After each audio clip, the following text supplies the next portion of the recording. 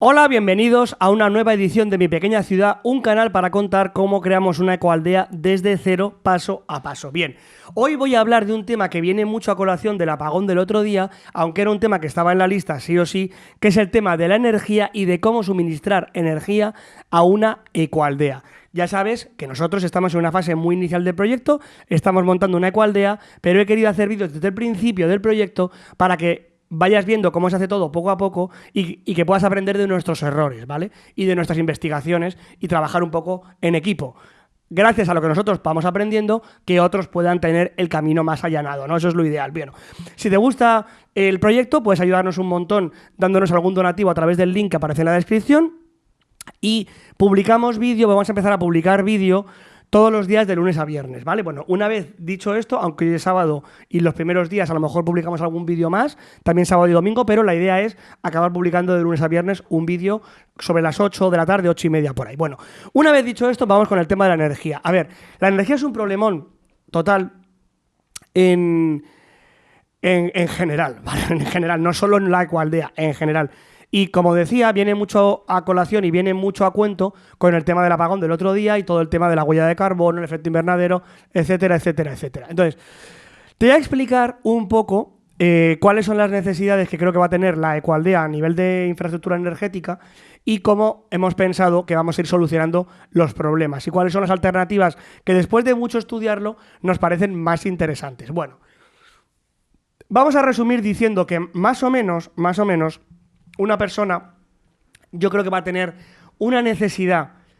Si vives en sociedad y tienes agua potable y todo suministrado normalmente en sociedad, una persona puede funcionar con cabeza e inteligencia con 1 kilovatio constante de energía al día por persona. Es decir, que si tú en casa tienes 2 personas, un sistema eléctrico que tenga 2 o 3 kilovatios de potencia va a tener suficiente infraestructura como para que puedas hacer un poco todo lo que quieres hacer en la vida. Entonces, para simplificar, vamos a hablar de 1 kilovatio por persona, ¿vale? Entonces, como en la ecoaldea vamos a empezar siendo 4 personas, el mínimo, si no queremos crear nuestra propia agua a través de condensadores ni nada especial, sino simplemente las viviendas, pues sería tener entre 4 y 5 kilovatios de potencia para la zona de vivienda de la ecoaldea, ¿vale?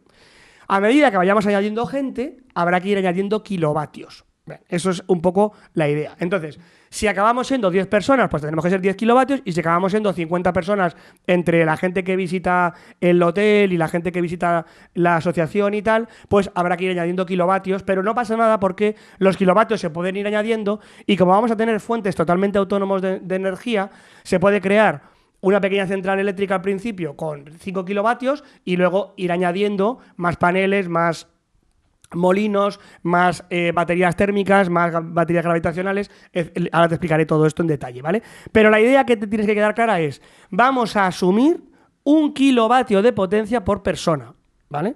O sea, un sistema que tenga 1 kilovatio de potencia por persona. Bien, bien.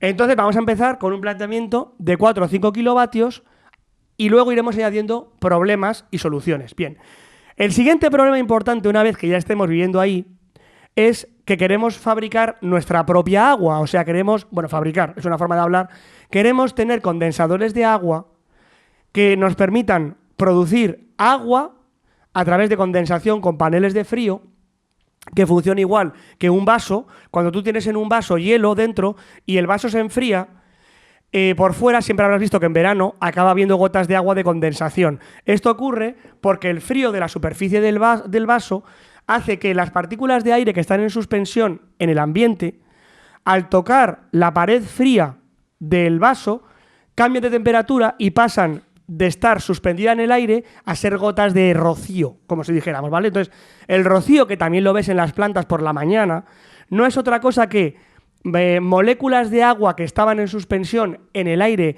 en forma de vapor o semivapor, que al tocar una superficie fría, como es la hoja del árbol, se condensa cambiando su forma de suspensión a líquido adherido a la hoja, ¿vale? Entonces, ese principio hace que tú, en el desierto del Sáhara, puedas crear agua de las partículas de humedad de suspensión, ¿vale? Entonces, a través de una superficie fría, que es como la superficie del vaso, tú consigues que poco a poco la humedad que hay en suspensión en el ambiente se condense en ese panel de frío y vaya chorreando agua gota a gota. Bien, si eso lo haces de una forma potente, acabas teniendo litros y litros de agua al día, pero te hace falta mucha superficie fría, o es decir, como muchos vasos que tienen agua alrededor por el frío, que vayan chorreando agua poco a poco. Y te darás cuenta de que cuando estás bebiendo en un vaso de agua fría con hielo y lo dejas en la mesa, al cabo de un rato la mesa tiene un charquito,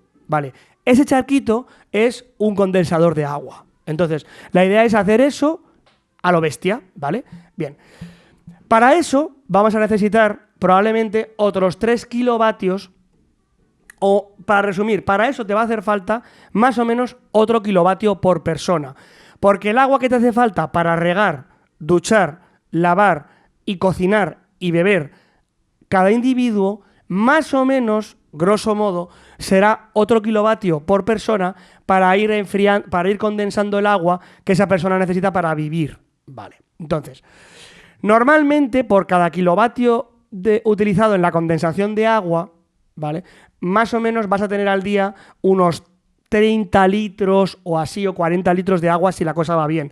Con eso deberías poder ducharte, lavarte y regar tu parte de cultivo para comer y beber. Bien, entonces, para ir tranquilo y sobrado. Como el agua es un recurso infinito en la atmósfera, las partículas de aire en suspensión, bueno, son casi infinitas, no vamos a escatimar siempre que podamos producirla. Entonces, teniendo esto en cuenta, para 4 personas vivir bien, si creamos nuestra propia agua, tenemos que estar hablando de una infraestructura eléctrica de potencia de unos 8 o 10 kilovatios.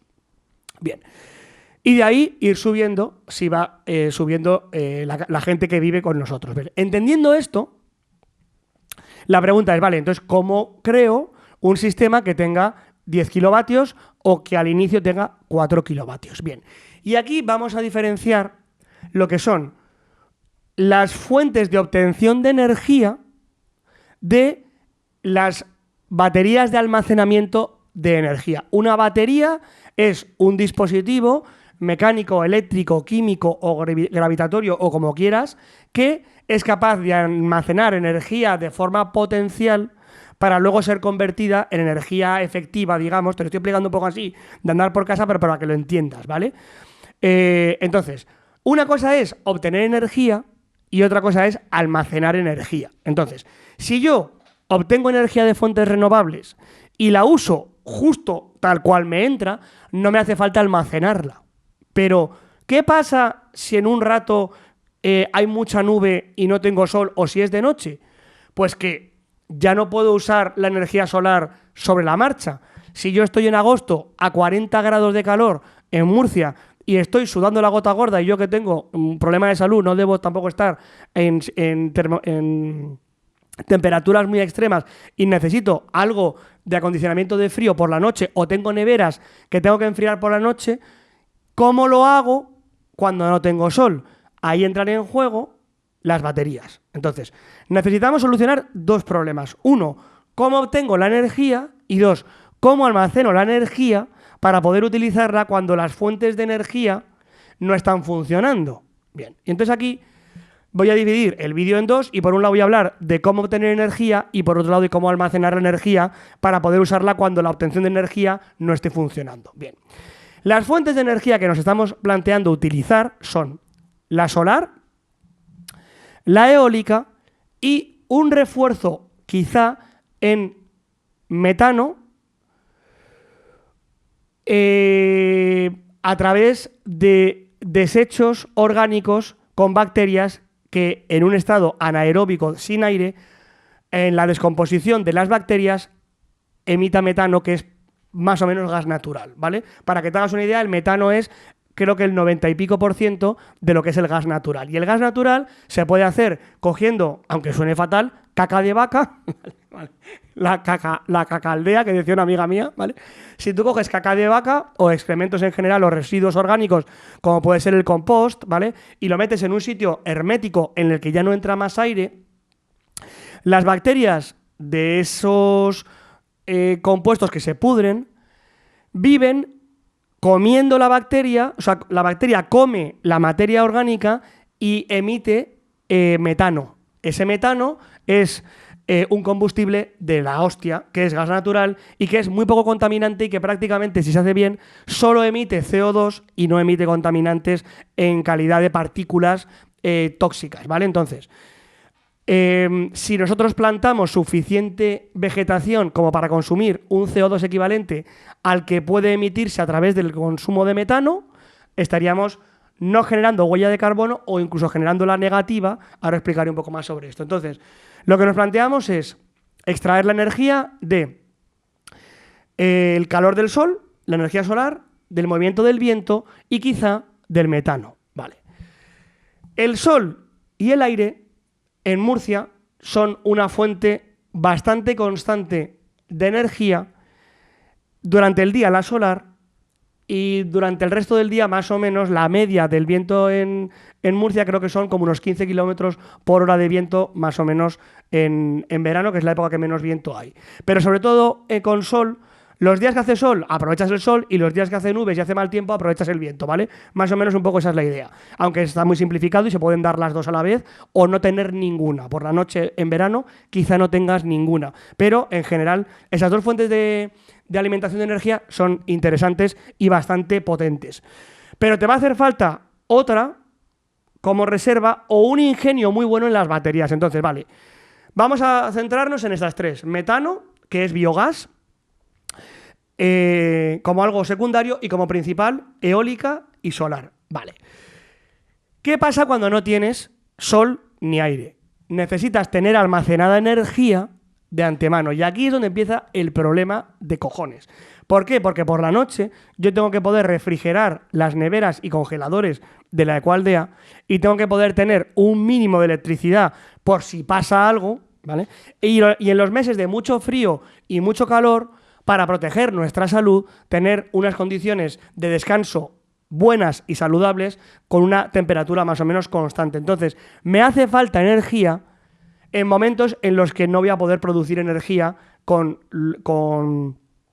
viento o sol. Vale, entonces, aquí entran en juego almacenar energía sobrante del día para poder utilizarla por la noche. El problema es que el litio es muy contaminante y muy escaso en el mundo y cada vez más caro, y las baterías de litio son la forma actualmente más eficiente, conocida y comercializada de almacenar energía. Y si no, están las baterías antiguas basadas en el plomo, que al final se basan en intercambios químicos por diferencia de electrones en compuestos, ¿vale? Que chupan electrones en baterías de ciclo, ¿vale? Entonces, no quiero o no queremos tender a depender mucho del litio o el plomo o las baterías de plomo. No nos importa tener alguna batería de reserva de emergencia de litio o plomo, pero queremos intentar también ser autosuficientes y fabricar nuestras propias baterías. Entonces, ¿qué alternativas se nos ocurren? La primera, puedes almacenar metano simplemente como combustible y tenerlo como una fuente de reserva para cuando no tienes luz, cuando no tienes ni sol ni viento. Esta es la idea quizá más fácil, pero el problema es que el metano, para que se pueda utilizar de forma eficiente producción de energía, tiene que comprimirse un poco. Y comprimir el metano, que es lo que se hace con el gas natural, por ejemplo, de los autobuses, que van comprimidos a una presión de unas 100 atmósferas, es un complejo peligroso porque puede explotar. Es como una olla express. Si tú haces mucha presión en la olla express, consigues tener ahí condensado mucho calor, pero a costa de que si abres eso mal, explota, ¿vale? Entonces, esa es un poco la idea. Otra idea que puede ser interesante es el aire comprimido, muy parecido a cómo funciona en la express, ¿vale? En la olla express. Si tú vas cogiendo aire durante el día y con la luz, con la energía solar y eólica, tienes un compresor que va metiendo aire y comprimiéndolo, al final del día puedes tener pues un habitáculo, un contenedor que tenga a lo mejor aire comprimido a 100 atmósferas, ¿vale? Y cuando quieras energía por la noche, abres como una olla express el aire para que salga el aire comprimido y ese chorro de aire te puede mover una turbina que con imanes va generando un ciclo eléctrico y ya está, ¿vale? Porque hay que entender antes de nada que la electricidad se consigue moviendo imanes en un circuito que hace que esos imanes van lanzando electrones y eso es la electricidad. Eso es un resumen, ¿vale? Entonces, tú mueves como un ventilador que tiene imanes en cada una de las aspas, eso es un poco el resumen, ¿vale? O mueves un ventilador que luego en pequeño tiene un ventilador más pequeño con imanes en las aspas y ese movimiento de los imanes va haciendo que la fuente de electricidad dispare electrones y eso es la corriente eléctrica, ¿vale? Entonces, cualquier sistema que haga girar una turbina da electricidad. Ese es el resumen, ¿vale? Lo que queremos conseguir siempre es un sistema que mueva una turbina, o sea, algo que mueva una hélice, ¿vale? Eso es lo que da electricidad en la humanidad. Entonces, la energía solar te puede hacer eso a través de paneles solares que transforman el sol en electricidad y generan movimiento, ¿vale? De electrones de una forma que, pues, no a través de un movimiento, sino a través de electricidad y de conversión de electricidad directamente a través del panel, pero eso requiere una industria y un complejo, tal, no sé cuántos tal. La forma más fácil de utilizar la energía solar no es a través de paneles, sino es, por ejemplo, a través de una máquina de vapor. Si tú tienes una especie de parabólica llena de espejos, como una lupa, que condensan calor en un punto central y ahí pones una olla express, ¿vale?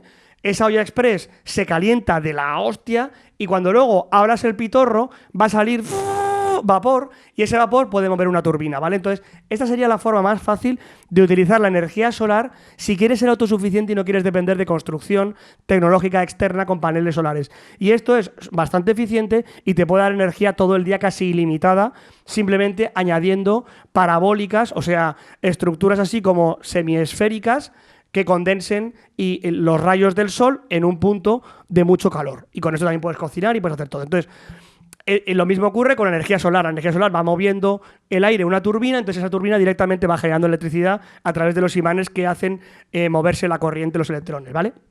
Entonces, todo lo que te genere un movimiento de tipo turbina, por la noche, cuando no tienes sol o cuando no tienes viento, te va a dar electricidad. Entonces, el metano que hace, el metano con calor, genera por presión lo que decíamos, algo parecido a una olla express que se abre y mueve una turbina. Entonces, todo lo que te dé calor te va a dar electricidad si lo usas bien. Por eso, España genera electricidad con petróleo, gas natural y tal. Quemando ese combustible, generan un calor que, dirigiendo la presión del calor de forma controlada, mueve una turbina. Ese es el resumen. Te lo estoy simplificando mucho, pero te lo estoy explicando por si no tienes idea de este tema, que entiendas cómo funciona. Entonces, por la noche, lo que tenemos que conseguir es inventarnos dispositivos que puedan mover turbinas cuando no haya sol ni viento. Los que se nos ocurren son aire comprimido, metano, baterías térmicas, que por ejemplo tú tengas una piedra gigante de grés que puede ponerse durante el día dirigiendo rayos solares a 1000 y pico grados, ¿vale? Y entonces eso luego lo preservas, por decirlo de alguna forma, y puedes acercar la máquina de vapor a esa fuente de calor y como va a tardar 8 horas en enfriarse, digamos que es como si tuvieras una hoguera de calor constante que te puede permitir iniciar una turbina por vapor de agua durante la noche. Esta quizá es la más interesante. Y luego, la joya de la corona es la batería gravitacional, que es el principio de las centrales hidroeléctricas, que los países que tienen totalmente autosuficiencia energética renovable son los que usan la hidroeléctrica, es decir, por gravedad. Si tú tienes una presa en alto, ¿vale? Y aquí abajo tienes una caída y yo pongo aquí turbinas que se mueven como un molino cuando el agua baja, todas esas turbinas del agua cuando baja me van a generar electricidad. Entonces, si yo durante el día utilizo el movimiento de la energía para subir el agua a 50 metros y luego por la noche abro el agua y mueve las turbinas al bajar en cascada, esa cascada que baja, te lo estoy simplificando mucho, pero el principio es ese. Esa cascada que baja, poco a poco, hasta que se vacíe el tanque, te va a dar energía toda la noche. Si no tienes agua, que es nuestro caso, que no queremos hacer agua, hacer gasto de agua y que luego se vaya evaporando con el sol y tal, lo que puedes hacer es, en vez de subir agua, subir cualquier cosa. Tú puedes poner un sistema de poleas que durante el día, cuando hay sol, esa energía solar, dedicas un panel a que suban bloques de hormigón a 20 metros, ¿vale? Y cuando luego baja el bloque de hormigón a través de un sistema de poleas eficiente, ese sistema de poleas va girando y ese movimiento es la turbina que alimenta la electricidad, ¿vale? Entonces, la energía gravitacional es la más fácil y la más interesante, pero tienes que subir tanto peso, que estamos hablando de que para tener 10 kilovatios a lo mejor tienes que subir 8.000 toneladas de volumen. Entonces, claro, es tanto volumen o tanta altura, o sea, puedes subir mucho volumen a poca altura o poco volumen a mucha altura. El resultado a nivel físico es el mismo, ¿vale? Entonces, claro, tendríamos que hacer una torre a lo mejor de 50 metros de alto y eso es un follón. Si no tienes en el terreno una colina que a lo mejor tenga 20 metros de alto o 30 metros de alto, pues estás jodido. Entonces, lo que estamos planteando es tener unas reservas combinadas de batería térmica calentando una placa de grés, un poco de aire comprimido, a lo mejor un poco de metano y un poco de batería gravitacional y entre todo ir teniendo energía durante la noche. Pero es un follón. Bueno, todo esto tendríamos que tenerlo en una zona que es la central eléctrica de la ecoaldea y que tiene que funcionar 24 horas bastante bien. Lógicamente, cuando dormimos las necesidades eléctricas no son las mismas, son mucho menores que durante el día, pero tenemos que tener una fuente fiable de energía por la noche. Bien. Y sobre todo, porque tenemos que condensar agua todo el rato. Lo bueno de la condensación de agua es que no tiene que ser constante. A mí no me importa crear 300 litros de agua el lunes, que hacía mucho calor y mucho viento, y luego de repente el viernes crear menos agua porque ese día hay menos viento o menos sol, ¿vale? Eso no me importa. No me importa crear más agua por el día o menos por la noche o viceversa en función del viento, de las nubes, etcétera. Pero el yo poder vivir mi vida diaria y tener calefacción en invierno y un poco de refrigeración de acondicionado en verano es extremadamente importante. Y por último, has de saber que la forma en la que construyes influye mucho en la energía que gastas. Entonces, nuestro modelo de construcción va a ser sí o sí, aunque luego haré un vídeo sobre esto, pero más en detalle, pero aquí te lo explico por encima, vamos a construir todo en semisótano, teniendo las viviendas con un alto de 3 metros y pico, de los cuales 2 metros van a estar bajo tierra en el sentido de por debajo del nivel de la tierra, ¿vale? Y una zona de 1 metro y pico para los ventanales de la luz por encima. Y todos los techos van a tener un jardín de césped para preservar térmicamente la estructura de la casa. Esto va a conseguir que de forma natural, tanto en invierno como en verano, tengamos una temperatura que esté entre los 18 y los 25 grados. Cuando fuera está helando, si tú estás bajo tierra puedes estar a una razonable temperatura de 10 grados y no te congelas, y cuando fuera hace 40 grados, tú dentro puedes estar, en el peor de los casos, en 20 y pico grados, pero nunca vas a estar a 40 ni a menos 5 por mucho frío o calor que haga fuera. Entonces, esto es la clave para reducir un poco los kilovatios. A lo mejor con esto conseguimos que por la noche estemos fresquitos sin necesidad de mucha energía, pero por si acaso queremos tener baterías eficientes y eficaces, mejor dicho, para por la noche. Entonces, bueno, con este planteamiento vamos a desarrollar el proyecto eléctrico con cabeza. Espero que este vídeo te haya aclarado dudas y que te haya servido de utilidad. Si tienes dudas o comentarios o lo que sea, dímelo en los comentarios y siempre intentaremos responder a todo el mundo. Y, como siempre digo, publicamos vídeo todos los días de lunes a viernes, alguna vez también algún extra como hoy de sábado. Y si te gusta el proyecto, puedes ayudarnos con donativos a través del link que aparece en la descripción. Yo me llamo Álvaro y el link pone también ese nombre. Bueno, entonces, espero que te haya gustado este vídeo y nos vemos en la próxima entrega.